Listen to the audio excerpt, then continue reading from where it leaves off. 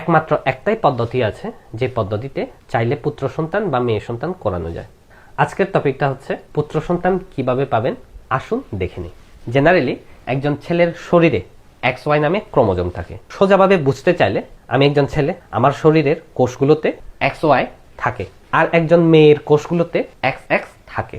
আর একজন ছেলের যখন বীর্যপাত হয়, সেই বীর্যপাতে তো লাখ লাখ সব সময় সবচেয়ে কম দামে কেনাকাটা করতে ভিজিট করুন damgam.com।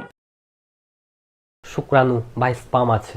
ধরুন একবার বীর্যপাতে 20 লাখ স্পাম থাকে, তার মধ্যে 10 লাখ স্পামে X থাকে আর বাকি 10 লাখে Y থাকে, মানে 50-50, কিছুটা কম বেশি হতে পারে।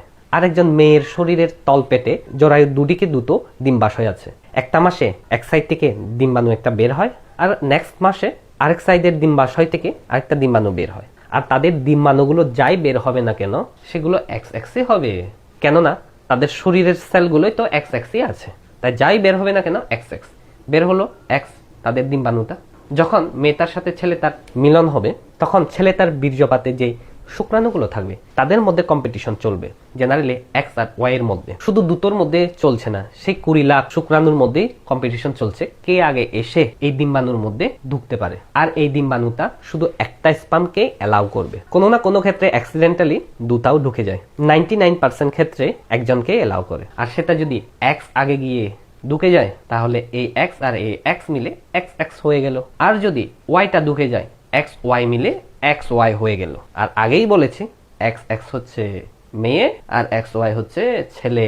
আর এই ছেলে মেয়েটা পুরোপুরি ডিপেন্ড করছে Y এর উপরে, আর এই Yটা থাকে ছেলেদের শরীরে। তাই বলা হয় পুত্র সন্তান হবে না মেয়ে সন্তান হবে, সেটা ছেলের উপর বা বাবার উপরই ডিপেন্ড করে। আপনারা হয়তো অনেক পদ্ধতি শুনে থাকবেন, যেই পদ্ধতিগুলোতে পুত্র সন্তান বা মেয়ে সন্তান করানো যায়, যেমন Shettles method, Whelan method, orgasm timing theory, sexual position theory, diet control theory, astrology theory, এরকম নানা রকম পদ্ধতি হয়তো শুনেছেন, কিন্তু এগুলোর কোনো রকম সাইন্টিফিক ভিত্তি নেই।